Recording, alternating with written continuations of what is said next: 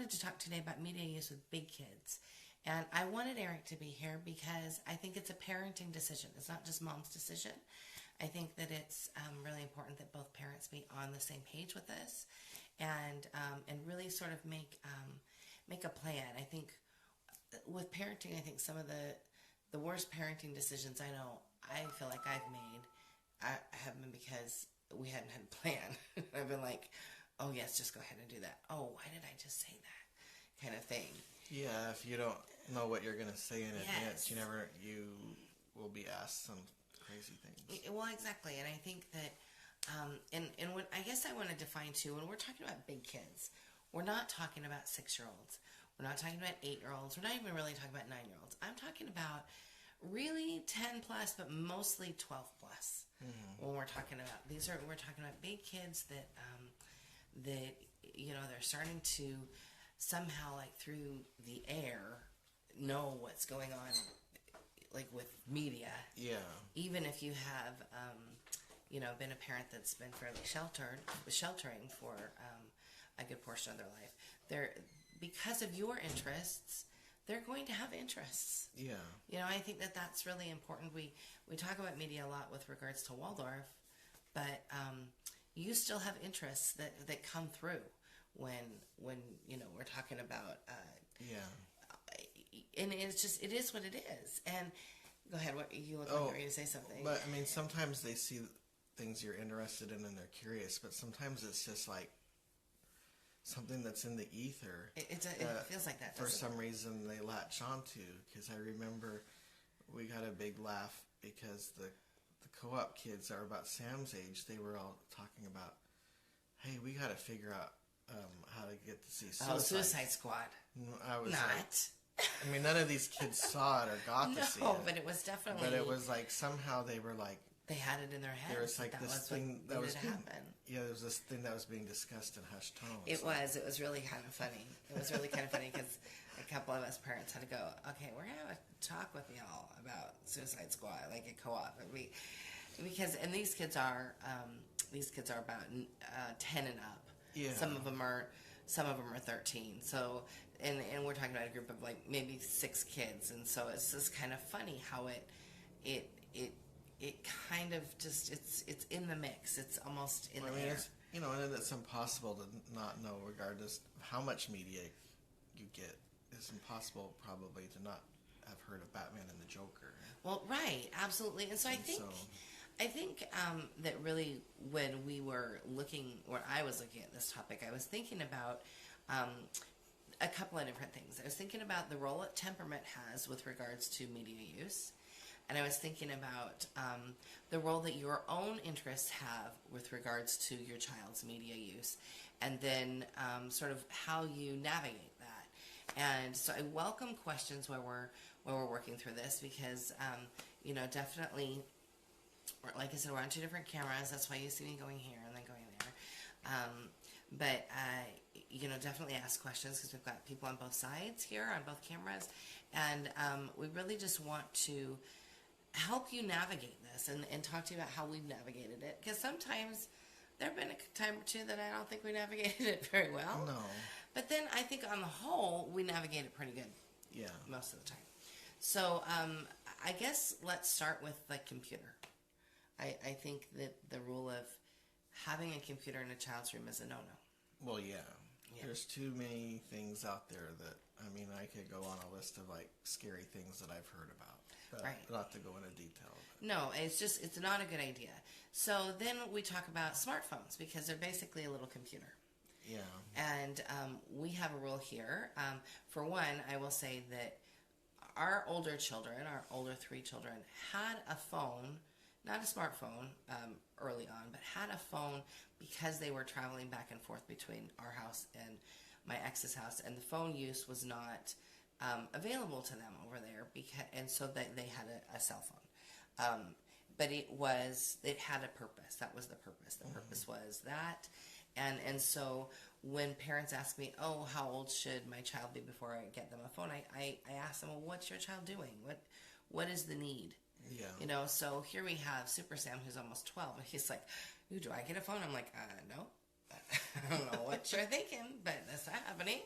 That's the last thing he needs. Well, and again, because, he's homeschooled, his activities are within blocks of our home that involve siblings, so it's not like he's ever there by himself and a friend. So it's not like he's ever there by himself with in any situation where he would have the emergency need to have a phone. So evaluate what's going on in your children's lives. I think that's really the most important piece. And once you've evaluated what's going on, then you can make a better decision about whether or not they need a phone. But I think that really when we end up doing a phone, it will probably be more like an extra phone that's a floater phone. It was not going to be like, here you go, here's your own phone. Kind of. Yeah. And like I said, we did that for bigger kids for different reasons. But when it comes to having a computer on this little phone, you have to have parameters. Yeah. We have parameters. We've always had the rule of if you password protect the screen, we have to know what the password is. Yeah. And the store app has always been password protected, just because I think that's smart. And then I think it's a trust situation too. As they build trust, then you can give trust. Yeah. Do you have any thoughts about how we've handled that and there's in times general? that Sam's wanted to look something up. Right, and absolutely. I and totally again, I want to say, that. as of the filming of this, Sam is almost 12. Yeah. So Kelly says in the comments, we have a floater phone that is an IKEA with no internet. Yes, I think that's a perfect. I think that's a perfect where you've got several kids that are under the age of needing a phone, and it's nice to be able to say, here you go, this is, but it's not theirs. It doesn't belong just to them, and I think that's really important. Jessica Frank says, love this. Should be based on need instead of assumption that that every kid needs a phone. Exactly. I think that we live in this society now where everybody is sort of attached to their phones, us adults included, and so I think that it's kind of like kids think it's a foregone conclusion. But one of the things that we've discussed, so we have a 17-year-old that still lives at home, and she, because it costs money. I mean, that's a big part of it. I think that we have a deal with her. We sort of laugh that we get subsidized childcare because we pay for her car insurance and her phone. Yeah. So she gives us cheaper rate on childcare, and that's how we've navigated it with her as an older teen. We did similar trading for when we had our older son at home. Now he's an adult, and one of the things that we've agreed to do is pay for his phone for the next year because he's getting his feet wet as far as becoming an adult. But as far as navigating what goes on that smartphone, I do think you have to be diligent. I think we've had to be diligent. We've had situations where we needed to be more diligent than others. And I think you need to have a conversation about what to do in certain situations. My brother, whose kids go to a public school in Idaho, he complained that his daughter was on the school bus one day and a kid had a phone and was passing around and was showing other kids pornography on it. Yeah, so you definitely have to have those conversations. And it's really, it's too bad that we have to have those conversations. But yeah, I think that sort of thing is happening younger and younger. I think we're seeing that in, 10-year-olds and in 12-year-olds. Yeah. And, we're seeing a lot of scary stuff that I see on the news all the time that I try not to watch. But there's goodness. people out there that their goal is to convince you to put a Tide Pod in your mouth, or there's a goal to so you have to really watch. You really have to watch. I mean, there's not to be too depressing, but there's people that have been convincing kids to kill themselves on the internet. Absolutely. So I think that you have to be really careful about YouTube usage, and I would say that when you've got a minor, or at least a child that is under 16, I would say that whatever YouTube account they use should probably be your YouTube account. That when you log it in, you can actually see that. Let them be very vigilant with with regards to what it is that's on that phone. Yeah. And the reason why I say you use your YouTube account is because then you know what they're watching. Yeah. You can always go back and you can always look at the history. And we do the same thing with Netflix and with any other thing that's on that phone. We use our accounts because then we can see. And our rule with Netflix has always been, you best be honest with us because we can go and look at the Netflix history. Yeah. Regardless of where you're watching it. If you're watching it on the TV and we weren't here, or watching it on a phone, we can absolutely look at the history.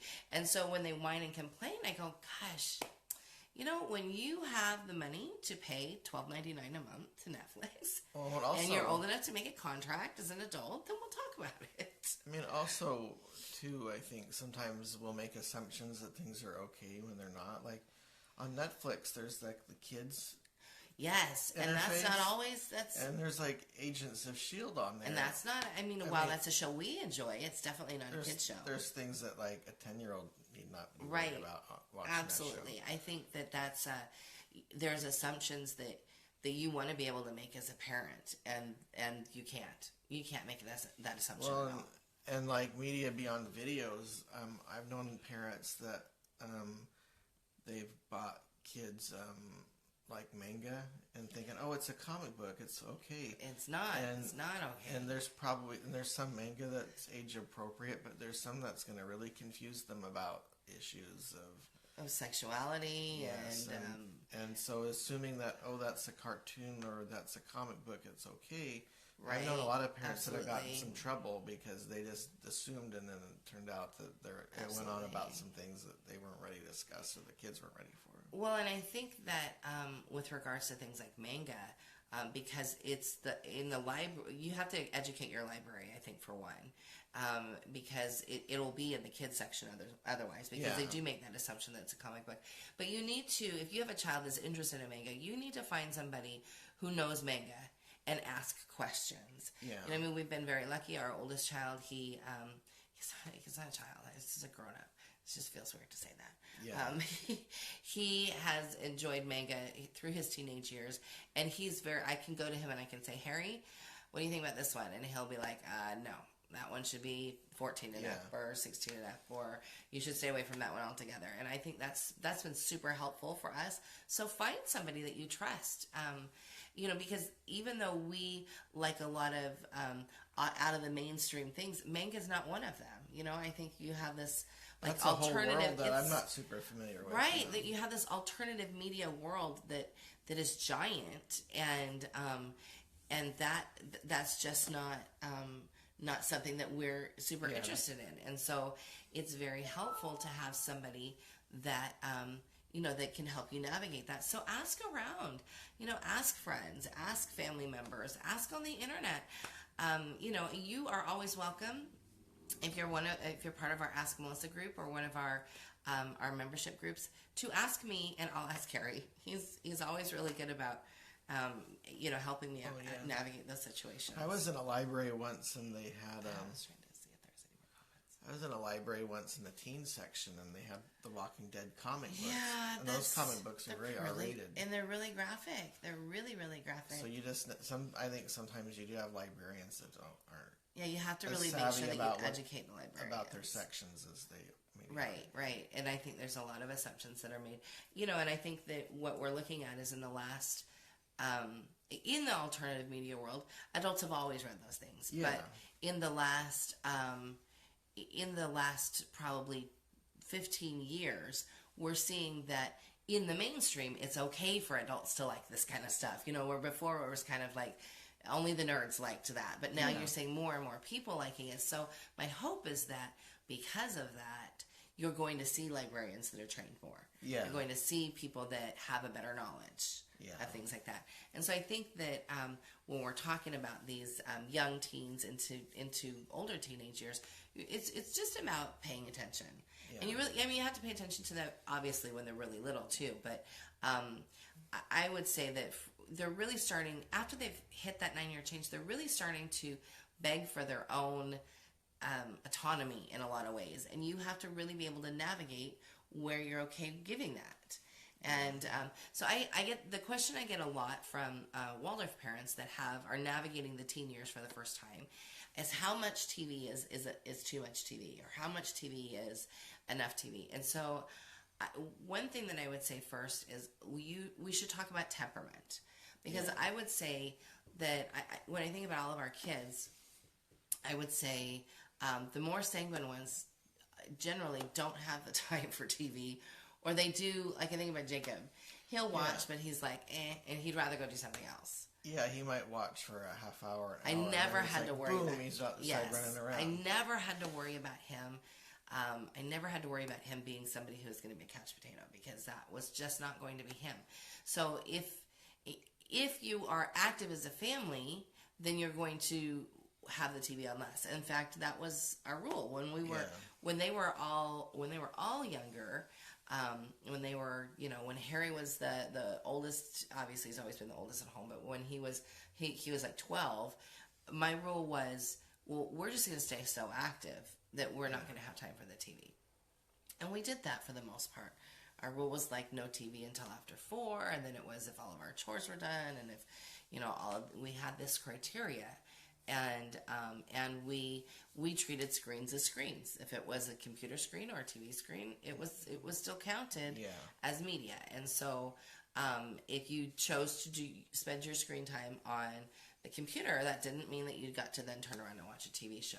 So we were very, very careful about that. But as we had more teens that were getting older, they were wanting to watch shows. And I'm not talking about horrible shows. I'm talking about, watching some of the Marvel movies, or watching Doctor Who. That was one that the little ones can't really watch. And some Doctor Who is benign, and little ones can watch it. But I just remember Harry being afraid of the Daleks. He was probably afraid of the Daleks until he was 12. Yeah. And now he would be really embarrassed to know. Sorry, son, I hope you're not watching. But with on the video games, pay attention to the rating.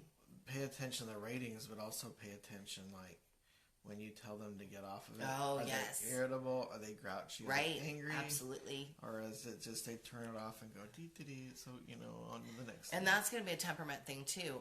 One thing that's super helpful here that I try to do is, especially if it's a game, if it's a game that and this requires moms to really pay attention, because I know that, I had to tell you, I'm not the video game parent.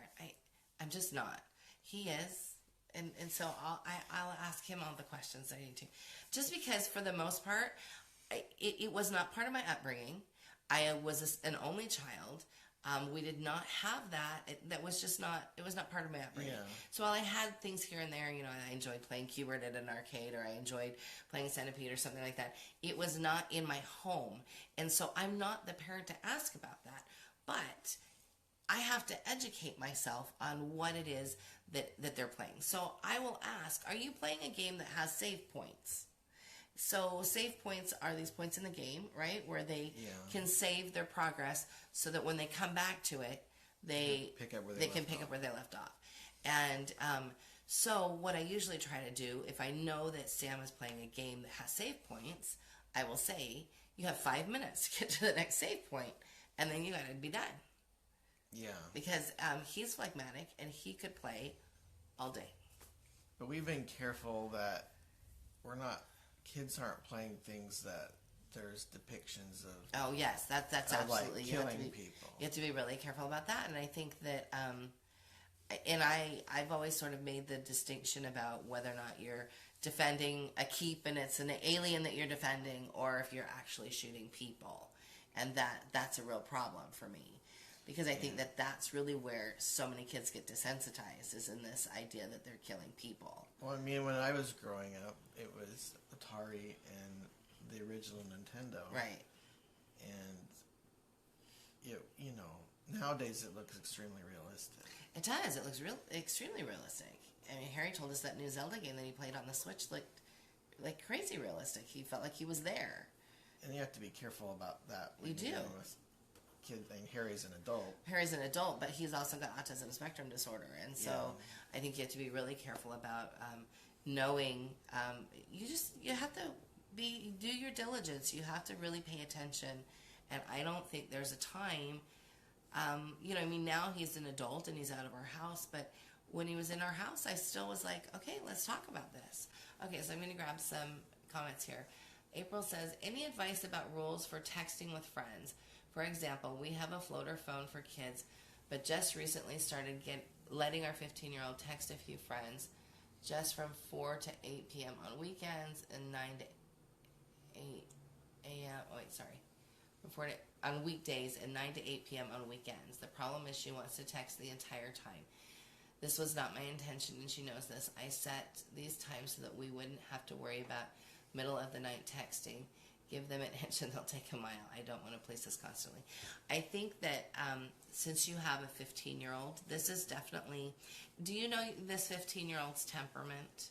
I want to go back about temperament. I think that different temperaments, again, are going to use technology differently. Yeah. I think that your sanguine ones are going to want to text more, probably, because texting is fast, it's instant, and it keeps them going. It feeds that sanguineness almost like to a fault. Sometimes you end up having to be the cop, and it's not fun. No, it's not. But we've done it. We've definitely done it. Family meetings or dinners where a teenager that has a phone has got it under the table, and they're like looking down and trying to pretend that they're not, and you're like, hey, you need to put that up. So we've had the rule of you are welcome to be here at the table without your phone. Yeah. Or you're welcome to put it on the counter, in your pocket or on the counter. Yeah. Because it's disrespectful and frustrating when when you're trying to have a family dinner. Yeah. And as they get older and you have more of them, your family dinners of cohesiveness are going to be less and less. And you're going to see that, and it's going to tug at your heartstrings. You're going to be like, why can't you just sit here with us and enjoy us? Well, they can't because they're teenagers. That's just not what they are. Well, then with teenagers, social media, can be a hard one because we've had kids, right? Teenage kids, not younger kids. They'll get into some fight with somebody on Facebook, and then they're grouchy all day, and we're like, what is wrong? And there's nothing that happened at home that they'd never met, and they never will, and someone's being nasty, and they've gotten into some argument that may involve like their understanding of politics or social issues. Social issues, yeah. Social issues is a hard one. And then they're angry all day. So. Right, absolutely. And you have to realize that if you're homeschooling, it's going to be a different set of issues than if they're in a school. But what I have been acutely aware of is, as they're teenagers, they're in these different developmental stages, and they are trying to flex those muscles. Yeah. And trying to navigate that.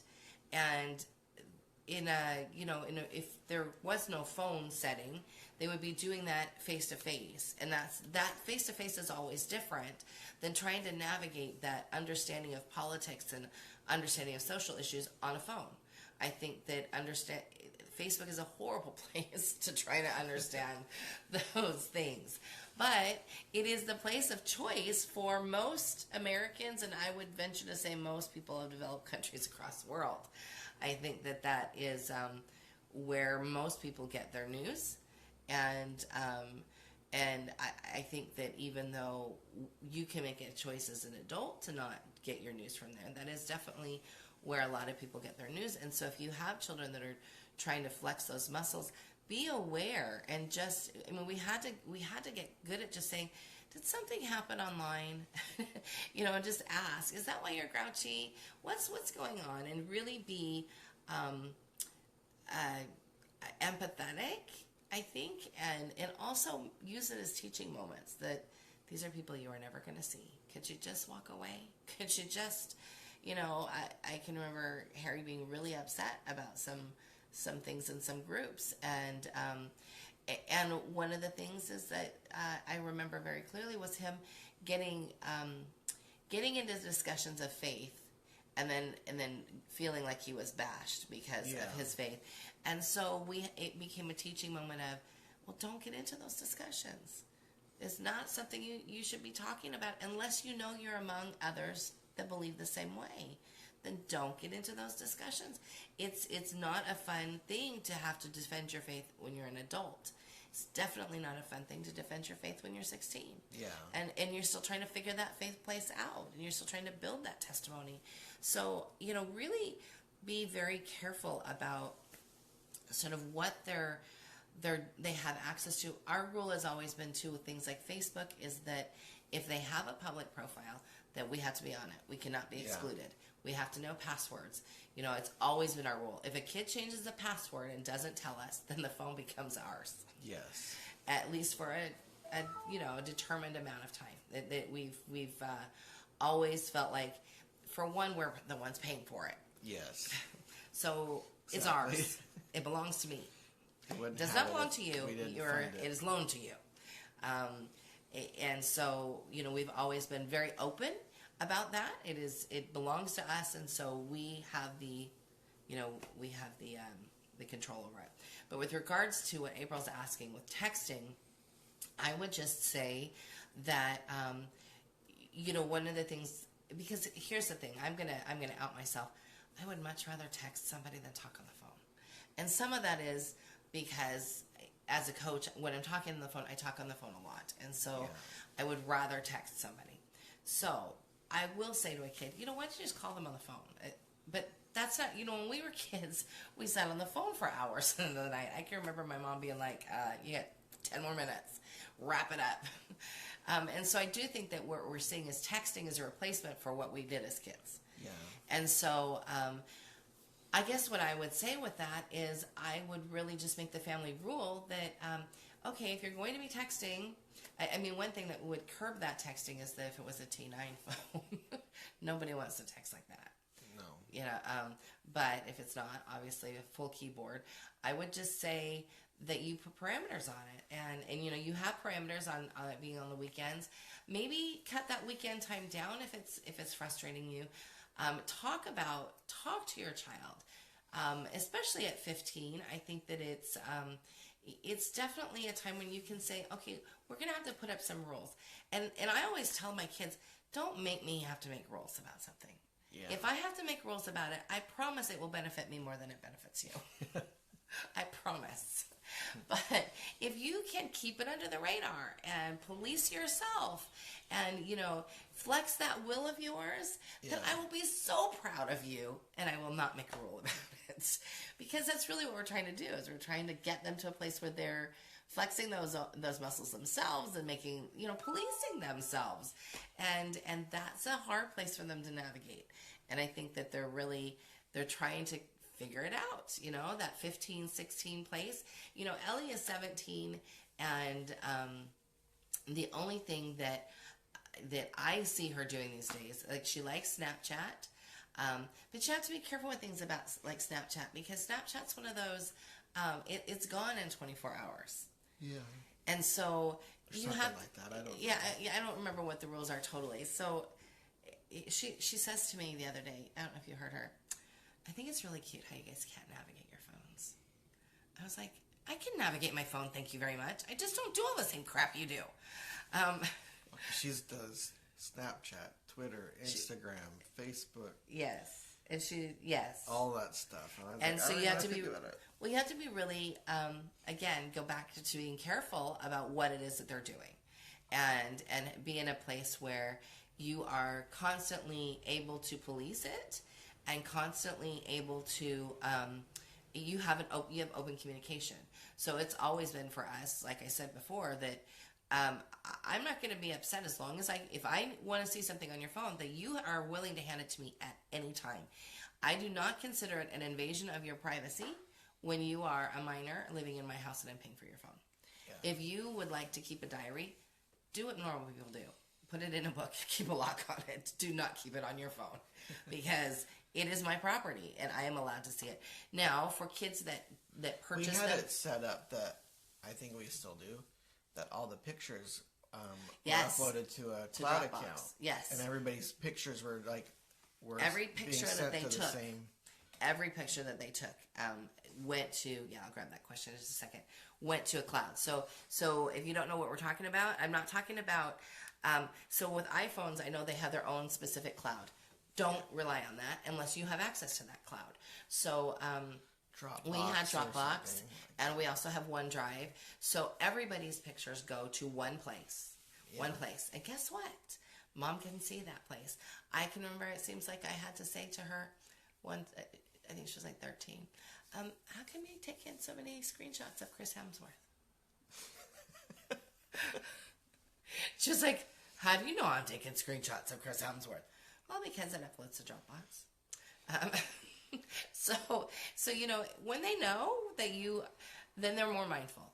And it does not, you can't delete it. Once you take that picture, so it really keeps, this is what I would say to them when we started this system. I said, we have now employed Dropbox. I best not see any pictures of your genitalia on Dropbox. Ever.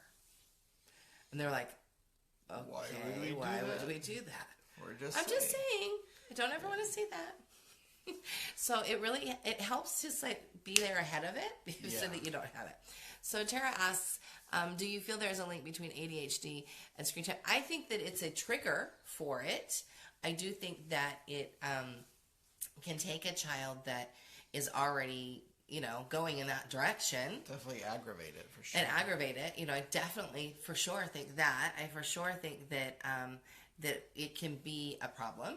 And so you have to, again, really pay attention to the child and really pay attention to sort of what things that they are going towards. I think that one of the things that I see with our oldest that's kind of got some ADD stuff going on there mixed in with the autism is we sort of laugh, but this thing that we're about to describe actually got him the job that he has right now, and so it's kind of a head scratcher. He can be doing something on his phone, like one of those stupid games that plays itself, listening to a podcast, and playing a video game at the same time on the computer. He's got like 3 things going on at once. So that, though, is very comfortable for him. It almost feeds him in a good way, where only one of those things at a time might make him more aggravated. Yeah. So you have to really be able to look at your child and what feeds your child. I think that there are different things that feed different children. So where that comes into his job, he right now he's working as a security guard for the MTS, which is a train system here in San Diego, and he works in dispatch.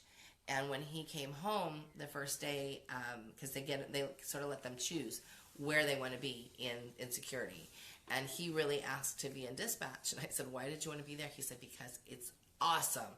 I have to look at 3 screens at the same time." Like, he was really enjoying the fact that he would be able to put that skill to use. Yeah. And he talks about how many people leave dispatch because it's so overwhelming. But it's not overwhelming to him because his brain thinks that way. Yeah. I watched the movie Temple Grandin last week. And I was super, so many aha moments for me as a parent with a child of autism.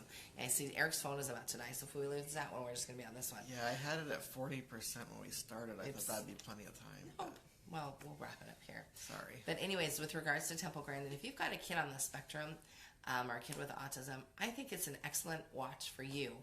I'm not so sure I would have a child watch it. Definitely recommended it to Harry as an adult so that I could see whether or not he had some of the same aha moments that I did. It was a very good watch in that it showed sort of how her brain was working. And I saw a TED Talk done by her the other day too, so you could look that up. I think it's very interesting, the things that she has to say about the brain and how she sees things differently. It really helped me to validate some of the things, I think, and it's really hard to be in that validation place, I think, sometimes when you have a child with autism spectrum. And if your child is younger, it's really hard to think about them growing up and moving on. And so I think that this movie it's a good movie to watch for that, that you can see, yes, this child is going somewhere.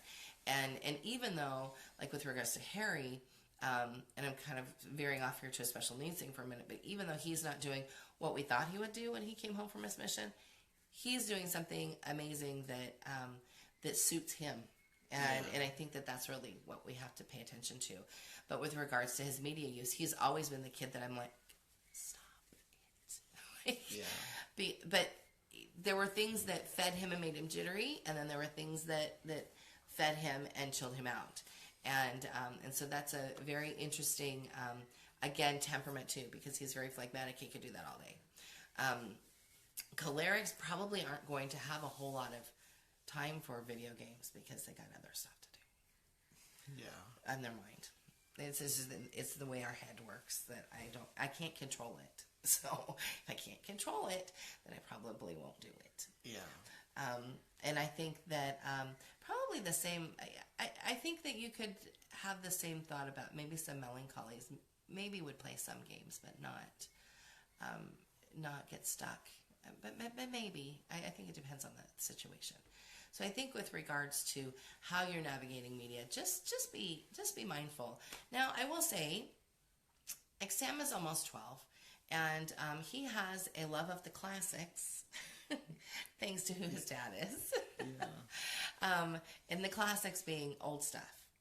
Like he loves old stuff. Retro gaming would be his. Now that doesn't mean he has to do it all hours of the day. We have parameters set on it. The other thing that I want to say is if you're looking for ways to connect with older children and they really are into things like that, you really want to be mindful of listening to what it is that they like and finding ways to connect with that, even if it has nothing to do with something you'd like. Because again, we're looking at connecting with them in a way that suits them, and we cannot always expect that, especially if in the Waldorf crowd, that they're going to love fairies and gnomes forever. Now, I will say that my kids all love fairies and gnomes, but they like video games too, the older kids. Yeah. Or motocross. Jacob's got this motorcycle that scares the crap out of me right now. So I think that you have to be willing to meet them halfway, because especially if you've raised these children that you want them to think for themselves, they're going to have interests that are different from yours. Yeah. And so one of the things that I've been trying to do with You're welcome. Tara, you're welcome. Tara says, thank you for your response. You are both wonderful. Thank you, Tara. One of the things I've been trying to do with Samuel lately, to just keep us connected, is 2 nights a week, Friday and Saturday only, because otherwise I would be exhausted all the time. Friday and Saturday only, we watch a movie together. And it's just he and I, and we wait until Soraya goes to bed. So it's usually we start about 8:30, depending on how ready she is to go to sleep.